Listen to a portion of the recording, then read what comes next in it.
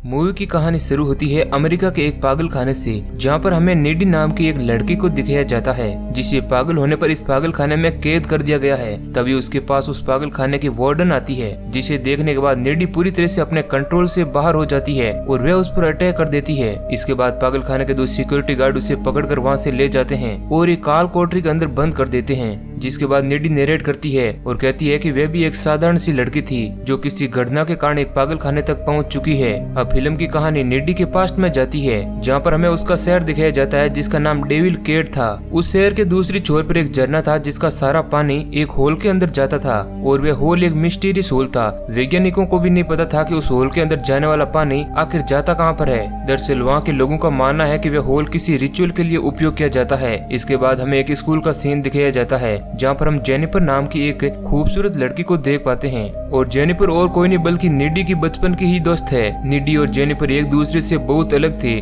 Jennifer बहुत ही खूबसूरत और होशियार थी, वहीं दूसरी तरफ नेडी एक साधारण सी लड़की थी। लेकिन जेनिफर और नेडी बचपन से ही साथ रहते थे। अब उसी रात हम नेडी और उसके बॉयफ्रेंड चिप को देखते हैं। तभी वहाँ पर जेनिफर आ जाती है जो नेडी को नाइट पार्टी के लिए इनवाइट करती है और कहती है कि वे उसके साथ चलें। जिसके बाद नेडी भी उसकी बात को नहीं टालती है और उसके साथ जाने के लिए तैयार हो जाती है। अब इस बात से चिप को बहुत बुरा लगता है और उसको लगता है कि जेनिफर और नेडी के बीच कुछ चल रहा है। अब जेनिफर और नेडी दोनों एक क्लब में उस पार्टी के लिए जाते हैं जहाँ नेडी कुछ अच्छा महसूस नहीं करती है, क्योंकि उसे इस तरह की लाइफ जीने में कोई इंटरेस्ट नहीं था। वह तो केवल जेनिफर के साथ यहाँ आई हुई थी। तभी जेनिफर उस क्लब में परफॉर्म करने वाले एक निकोलाई नाम के लड़के से मिलती है जो अपने बैंड के साथ उस क्लब में काम किया करता है। जेनिफर उसे ड्रिंक ऑफर करती है और उसके साथ डांस के लिए भी कहती है। अब ये बात नेडी को बहुत ही बुरी लगती है। इसके बाद जेनिफर ड्रिंक लेने के लिए चली जाती है। इधर निकोलाई अपने बैंड वाले दोस्तों को जेनिफर के बारे में बताता है और कहता है कि जेनिफर कितनी हॉट है और उसकी ये बातें नेडी सुन लेती है, जिस कारण उसको बहुत ही बुरा लगता है।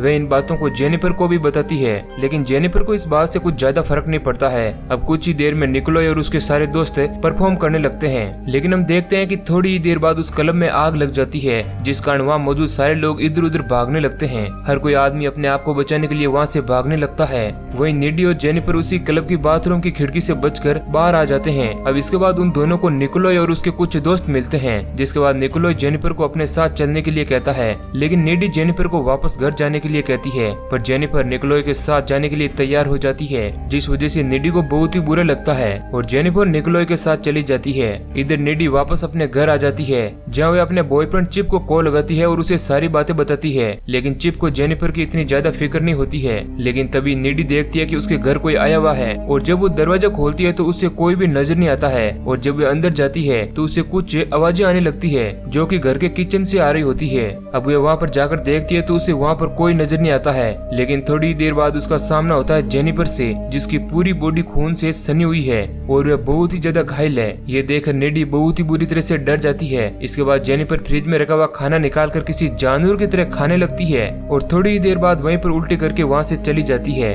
अब अगले दिन नेडी स्कूल पहुंचती है, जहाँ पर वह जेनिफर और उसके कुछ बचपन की यादों के बारे में सोच रही होती है। तभी वहाँ पर जेनिफर आ जाती है जो बिल्कुल नॉर्मल दिख रही थी। अब नेडी जेनिफर को उस रात में हुई घटना के बारे में पूछने की कोशिश करती है, लेकिन तभी वहाँ पर प्रोफेसर आ जाते हैं जो उस क्लब में हुई घटना के बारे में उन सभी को बताते हैं। अब ये बातें सुनकर नेडी को बहुत ही बुरा लगता है, लेकिन जेनिफर जोर से हंसने लगती है। अब ये देख नेडी को अजीब लगता है। इसके बाद वह जेनिफर की सारी अजीब हरकतें चिप को बताती है, लेकिन चिप को अभी भी नेडी की बातों का यकीन नहीं होता है। इसके बाद हम स्कूल के फुटबॉल टीम के कैप्टन जोन्स को देखते हैं जो स्कूल ग्राउंड में अकेला ही खड़ा हुआ था। दरअसल कल रात क्लब में जो आग लगी थी उस वजह से उसके कुछ साथी मारे गए थे और इस बात को लेकर वह बहुत ही ज्यादा दुखी था। लेकिन तभी वहाँ पर जेनिफर आ जाती है जो उसके साथ फ्लर्ट करने लगती है। अब इसके बाद जोन्स भी उसके साथ कंफर्टेबल हो जाता है और वे दोनों पास के एक जंगल में चले जाते हैं। लेकिन तभी जोन्स देखता है कि जंगल के सारे जानवर वहाँ पर इकट्ठा हो चुके हैं और वे उन दोनों को देख रहे होते हैं। अब ये बात जोन्स को बहुत ही अजीब लगती है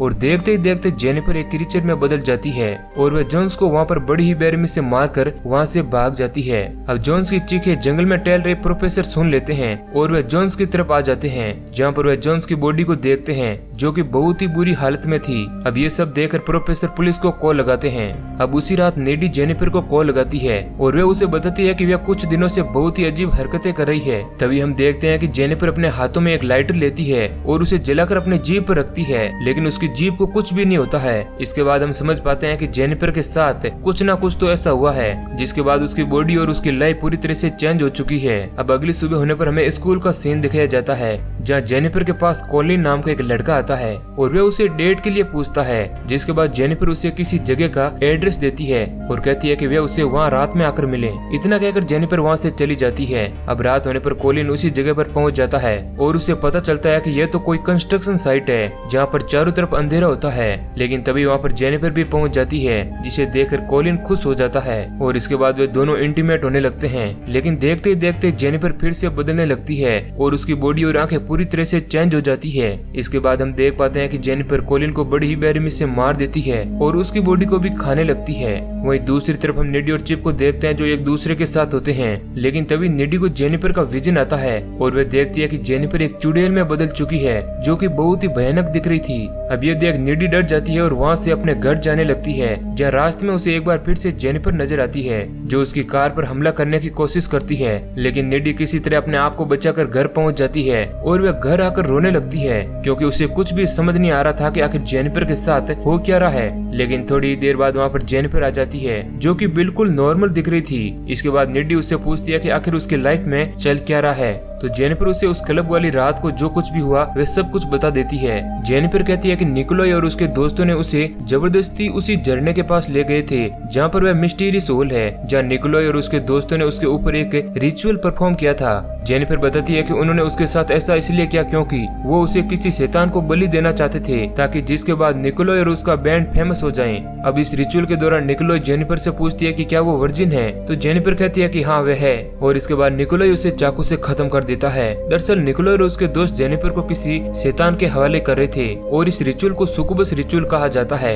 लेकिन इस रिचुअल के कारण जेनिफर एक बार फिर से जिंदा हो जाती है, क्योंकि जेनिफर ने झूठ बोला था कि वह वर्जिन है, और वर्जिन न होने के कारण जेनिफर एक बार फिर से जिंदा हो जाती है और उसके अंदर डेविल की पावर आ जाती है और उसको पैरानॉर्मल पावर भी मिल जाती है, जिस वजह से वह और ज्यादा शक्तिशाली हो जाती है। लेकिन उसे हर रोज नॉर्मल दिखने के लिए किसी न किसी को खत्म करके खाना होगा। इसी कारण उसने कई लोगों को अपना शिकार बना लिया था। जेनिफर निडी को कहती है कि जब वह उसके घर आई थी तब वह उसे खत्म करने के लिए आई थी, लेकिन वह उसे नहीं मार पाई क्योंकि वह उसकी बचपन की दोस्त है। अब ये बातें सुनकर निडी को जेनिफर से और ज्यादा डर लगने लगता है और वह उसे गुस्से में डांट कर वहाँ से भगा देती है। अब अगले दिन निडी स्कूल जाती है, जहाँ वह लाइब्रेरी में जाकर जेनिफर के साथ घट रही घटनाओं के बारे में ज्यादा जानकारी जुटाना चाहती है, जहाँ पर उसे कुछ किताबों से पता चलता है कि जेनिफर जो बोल रही थी वह सच है। निकोलाई ने उसके ऊपर सुकुबस नाम के किसी रिचुअल को किया है, जिसके कारण वे एक डेविल में कन्वर्ट हो चुकी है और उसे जिंदा रहने के लिए किसी न किसी को खत्म करना होगा। निडी उस बुक में जेनिफर को खत्म करने वाले के बारे में भी पढ़ती है और उसे पता चलता है कि अगर जेनिफर को खत्म करना है तो उसे सिर्फ दिल पर अटैक करके ही खत्म किया जा सकता है। अब इसके बाद स्कूल में ही निडी चिप के पास जाती है, जहाँ पर वह उसे सारी बातें बताती है, लेकिन चिप इन सब बातों पर यकीन नहीं करता था। इस कारण उसे निडी की बातों पर भी विश्वास नहीं होता है। लेकिन निडी को चिप की चिंता हो रही थी, क्योंकि उसे डर था कि जेनिफर कहीं अपना अगला शिकार चिप को ही ना बना ले। अब उसी रात स्कूल की एक नाइट पार्टी होती है, जहाँ निडी तो पहुंच चुकी है, लेकिन वह चिप का इंतजार कर रही थी और उसे डर था कि कहीं जेनिफर उसे कुछ कर ना दे। इधर हम चिप को देखते हैं, जो अपने घर से पैदल ही पार्टी के लिए आ रहा होता है। तभी उसे रास्ते में जेनिफर नजर आती है, जो उसे निडी के खिलाफ भड़काती है और उसे बताती है कि निडी उसे प्यार नहीं करती है। लेकिन चिप को उसकी बातों पर यकीन नहीं होता है, लेकिन जेनिफर उसको जबरदस्ती समझाने की कोशिश करती है। हालांकि चिप को बहुत बुरा लग रहा था, लेकिन जेनिफर उसे पास से बने एक खंडर में ले जाती है। वहीं दूसरी तरफ हम निडी को देखते हैं, जो चिप का इंतजार कर रही होती है और उसे उसकी बहुत ही चिंता हो रही थी। जिसके बाद वह पार्टी से बाहर आ जाती है और चिप के घर की ओर भागती है, जहाँ वह उसके घर जाकर उसकी माँ से उसके बारे में पूछती है। लेकिन उसकी माँ उसे बताती है कि चिप तो पार्टी के लिए कब का चला गया है। इधर हम चिप और जेनिफर को देखते हैं, जो एक दूसरे के साथ मिल रहे होते हैं। लेकिन तभी चिप को लगता है कि वह निडी को धोखा दे रहा है, इसी कारण वह वहाँ से जाने लगता है। लेकिन तभी जेनिफर वहीं एक पुल में उसे लेकर कूद जाती है और उसे खत्म करने की कोशिश करती है। लेकिन तभी वहाँ पर निडी चिप को ढूंढते हुए आ जाती है, जिसके बाद जेनिफर उन दोनों को खत्म करने की कोशिश करती है। लेकिन इसी लड़ाई के दौरान जेनिफर चिप को मार देती है। अब ये सब देखकर निडी अपनी जान बचाकर वहाँ से भागने लगती है और वह अपने घर आ जाती है, जहाँ पर उसे बहुत ही बुरा लगता है और वह डिसाइड करती है कि अब वह जेनिफर को खत्म करके ही रहेगी। जिसके बाद निडी जेनिफर के घर उसे मारने के लिए जाती है, जहाँ जाकर वह उस पर अटैक करती है। लेकिन इसी दौरान जेनिफर नेडी के शोल्डर पर बाइट कर लेती है, लेकिन इसके बाद नेडी जेनिफर के गले से उसका दिया हुआ लॉकेट उतारती है और उसे बड़ी ही बेरहमी से खत्म कर देती है, जिस कारण जेनिफर की भी मौत हो जाती है।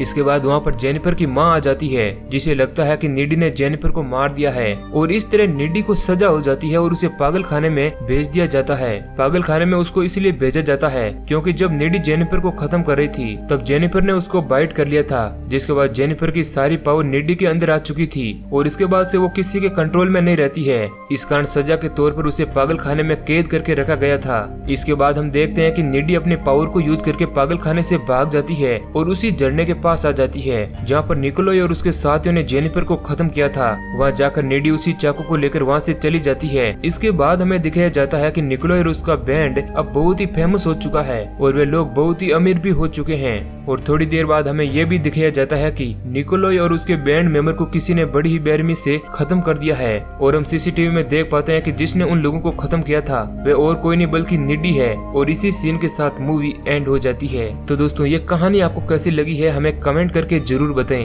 वीडियो अच्छा लगा है तो लाइक जरूर करें। ऐसे ही और इंटरेस्टिंग वीडियो पाने के लिए हमारे चैनल को सब्सक्राइब करें। धन्यवाद।